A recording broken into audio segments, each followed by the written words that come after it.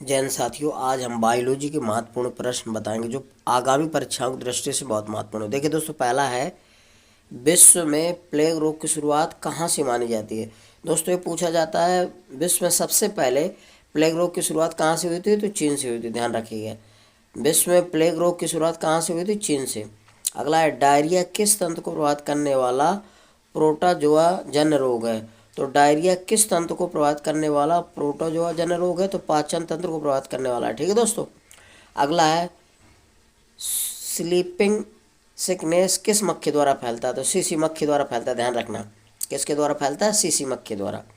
अगला है फाइलेरिया में मनुष्य का कौन सा ग्रंथि प्रभावित होता है, तो लसिका ग्रंथि प्रभावित होती है। ध्यान रखना, फाइलेरिया रोग में मनुष्य की कौन सी ग्रंथि प्रभावित होती है, तो लसिका ग्रंथि प्रभावित होती है। ध्यान रखना, फाइलेरिया रोग में कौन सी ग्रंथि प्रभावित होती है, तो लसिका ग्रंथि। ठीक है दोस्तों। अगला है पायरिया किस प्रकार का रोग है, प्रोटोजोआल रोग। ध्यान रखना, पायरिया किस प्रकार का रोग है, प्रोटोजोअल रोग है। ध्यान रखना।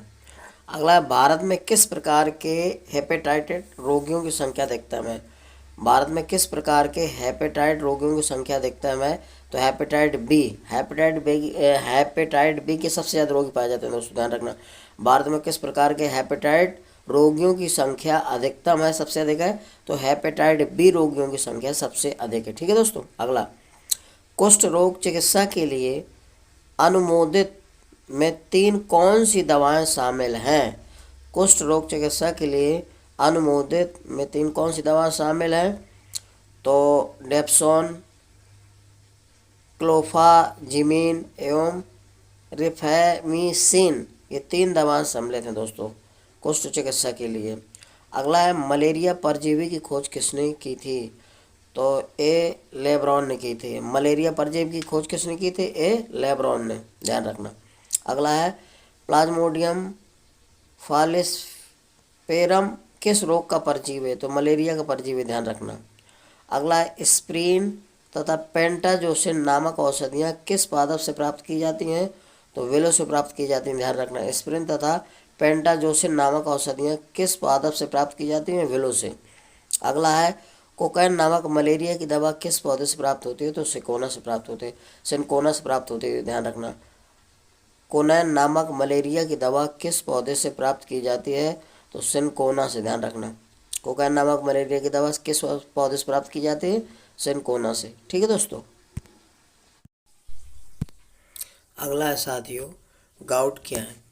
अर्थराइटिस एक प्रकार का रोग है। ध्यान रखना, गाउट क्या है, तो अर्थराइटिस एक प्रकार का है, यानी कि गाउट जो है अर्थराइटिस हड्डियों से संबंधित है। ठीक है दोस्तों, अस्थियों से। अगला है शरीर में एलर्जी के लक्षणों को उत्पन्न करने के लिए कोशिकाएं किस पदार्थ को उत्पन्न करती हैं, तो हिस्टामिन का उत्पन्न करती हैं। ध्यान रखना, शरीर में एलर्जी के लक्षणों को उत्पन्न करने के लिए कोशिकाएं किस पदार्थ को उत्पन्न करती हैं, हिस्टामिन। अगला है मिनीमाटा रोग किस प्रदूषित पदार्थ के खाने से होता है, तो पारा संक्रमित मछलियों के खाने से होता है। दोस्तों पारा पारा से फैलता है। मिट्टी माटा रोग किस धातु से फैलता है, पारा। मिनी माटा रोग किस प्रदूषित पदार्थ के खाने से होता है, तो पारा संक्रमित मछलियों के खाने से फैलता है मिनी माटा। ध्यान रखना। अगला है पेयजल में नाइट्रेट की अधिक मात्रा होने से कौन सा रोग होता है, तो ध्यान रखना, पेयजल में नाइट्रेट की जब अधिक मात्रा हो जाती है तो ब्लू बेबी सिंड्रोम नामक रोग हो जाता है। ध्यान रखना, कौन सा रोग होता है, जब पीने वाले पानी में नाइट्रेट की मात्रा अधिक हो जाती है, तो blue baby syndrome. Blue baby syndrome, ध्यान रखिएगा। ठीक है, पानी में जब नाइट्रेट की मात्रा अधिक हो जाती है तो रोग होता है ब्लू बेबी सिंड्रोम। अगला है मार्फिन में एसिटिक एनहाइड्राइड को मिलाने से कौन सा शक्तिशाली शमक द्रव्य बन जाता है, तो हेरोइन बनता है। ध्यान रखना, मार्फिन में एसिटिक एनहाइड्राइड को मिलाने से कौन सा शक्तिशाली शमक द्रव्य बन जाता है, तो ये बनता है हेरोइन। ठीक है, हेरोइन का आविष्कार किसने किया था, हेनरिक ड्रेसर ने किया था। हेरोइन का आविष्कार किसने किया था, हेनरिक ड्रेसर ने किया था। ठीक है दोस्तों। अगला, दर्द निवारक दवा एस्प्रिन का आविष्कारक कौन था, तो हेनरिक ड्रेसर था। ध्यान रखना, दर्द निवारक दवा एस्प्रिन का आविष्कारक कौन था, हेनरिक ड्रेसर था। अगला है कोडीन किसका व्युत्पन्न है, कोडीन किसका व्युत्पन्न है, तो अफीम का व्युत्पन्न है। ध्यान रखना, पूछा जाता है कि कोडिन किससे प्राप्त होता है, तो अफीम से। और ध्यान रखना है पूछा किसका व्युत्पन्न है, तो अफीम का कोडिन। ठीक है। अगला है भांग, जिसको बोलते हैं मैरिजुआना, के पौधे के पत्तियों से भांग, फूलों से गांजा, पत्तियों के रस से चरस बनता है। क्या आप जानते हैं कि हशीश किसका रूप है, चरस का रूप है वो। हशीश क्या है, एक चरस का रूप है, ध्यान रखना। तो भांग के पौधे के पत्तियों से भांग, फूलों से गांजा तथा पत्तियों के रस से चरस बनता है। और ये जो चरस हशीश किसका रूप है, चरस का। तो हशीश को क्या बोलते हैं, चरस बोलते हैं, ध्यान रखना। अगला है अफीम बच्चे फल से प्राप्त लेटेक्स द्वारा बनाया जाता है। अफीम कच्चे फल से, सॉरी बच्चे नहीं, कच्चे फल से प्राप्त लेटेक्स द्वारा बनाया जाता है। ठीक है।